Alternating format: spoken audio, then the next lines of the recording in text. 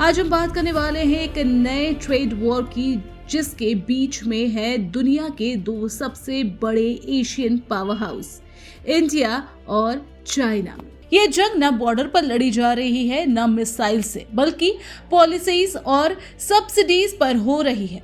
बात हो रही है इंडिया के प्रोडक्शन लिंक्ड इंसेंटिव यानी PLI स्कीम की, जिसे लेकर चाइना ने WTO वर्ल्ड ट्रेड ऑर्गेनाइजेशन में एक ऑफिशियल कंप्लेंट फाइल की है। लेकिन सवाल यह है कि असल में झगड़ा क्या है?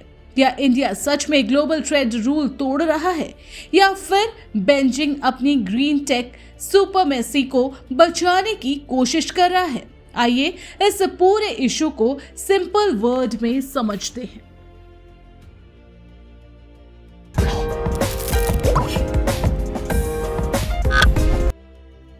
Background, beginning of trade war.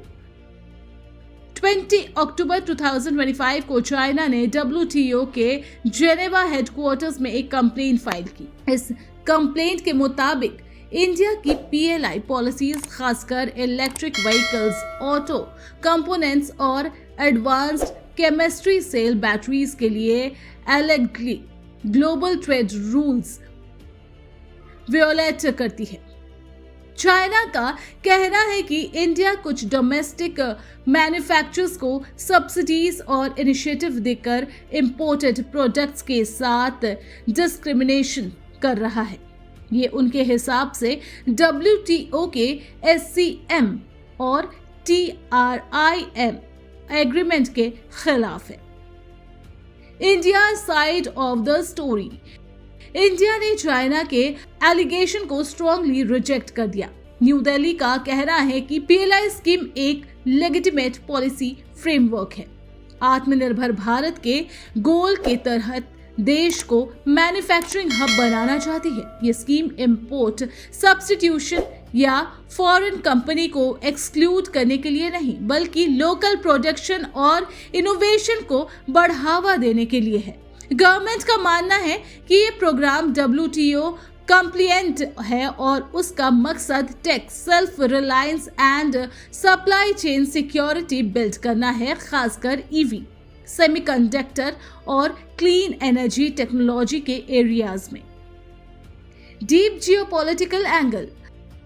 अब यहाँ से कहानी और इंटरेस्टिंग हो जाती है, क्योंकि ये डिस्प्यूट सिर्फ ट्रेड पर नहीं, जियोपॉलिटिक्स पर भी बेस्ड है। चाइना आज ग्लोबल EV और बैटरी सेक्टर में डोमिनेंट पोजीशन रखता है, जहां उसके जायंट्स जैसे BYD एंड CATL दुनिया भर में एक्सपोर्ट कर रहे हैं। लेकिन इंडिया अपनी PLI पॉलिसी से एक नए ग्रीन मैन्युफैक्चरिंग हब की तरह उभर रहा है, और यही बेजिंग के लिए एक चैलेंज है। इस कंप्लेंट का टाइमिंग भी स्ट्रैटेजिक लगता है, क्योंकि यूरोप ने अभी कुछ महीने पहले चाइनीज EVs पर 27% टैरिफ इम्पोज किया था। मतलब चाइना अपना एक्स्ट्रा EV प्रोडक्शन इंडिया जैसे मार्केट्स में बेचना चाहता है, लेकिन इंडिया की डोमेस्टिक फेवरिंग पॉलिसी उसके रास्ते में आ गई। WTO process and outcome. अब बात करते हैं आगे क्या होने वाला है। WTO के रूल के हिसाब से पहला स्टेप होगा कंसल्टेशन, मतलब दोनों देश बैठकर बात करेंगे और इशू सॉल्व करने की कोशिश करेंगे। अगर ये बातचीत फेल होती है तो एक डिस्प्यूट सेटलमेंट पैनल बनाया जाएगा, जहां केस का पूरा रिव्यू चलेगा। ये प्रोसेस 3 से 5 साल तक भी हो सकता है। तब तक इंडिया अपने PLI रोल आउट के मेन फेज कंप्लीट कर लेगा। इसलिए एक्सपर्ट्स का कहना है कि चाहे WTO केस का आउटकम जो भी हो, इंडिया अपना इंडस्ट्रियल बेस सॉलिड कर चुका होगा। Wider implications. ये पूरा एपिसोड एशिया के ट्रेड डायनामिक को रिडिफाइन कर रहा है।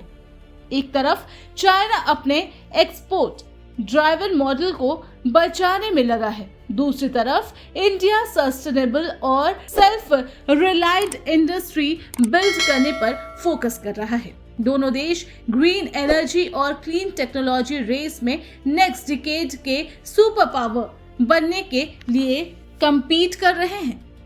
वेस्टर्न इकोनॉमी जैसे अमेरिका, जापान और EU क्लियरली इंडिया को अल्टरनेटिव मैन्युफैक्चरिंग डेस्टिनेशन के फॉर्म में देख रहे हैं। इसलिए ये ट्रेड वॉर सिर्फ made in India versus made in China नहीं, बल्कि future of global clean economy की डायरेक्शन डिसाइड करेगा। तो ये था पूरा सीन। एक तरफ भारत अपनी इंडस्ट्रियल पॉलिसीज के थ्रू आत्मनिर्भर और ग्रीन टेक पावर हाउस बनाने की राह पर है, और दूसरी तरफ चाइना अपनी ग्लोबल डोमिनेंस को सेव करने के लिए WTO के जरिए प्रेशर बना रहा है। अब देखना यह है कि ये WTO बैटल किस तरफ झुकेगी, कानून के स्केल पर या जियोपॉलिटिक्स के नैरेटिव पर। एक बात पक्की है, इंडिया और चाइना के बीच ये कंपटीशन अब फैक्ट्री फ्लोर से बोर्ड रूम तक पहुंच चुका है। बाकी आपको क्या लगता है, क्या आपकी ओपिनियन है, हमें कमेंट में जरूर बताएं। और वीडियो इन्फॉर्मेटिव लगी हो तो लाइक, शेयर और चैनल को सब्सक्राइब करना न भूलें। Thanks for watching.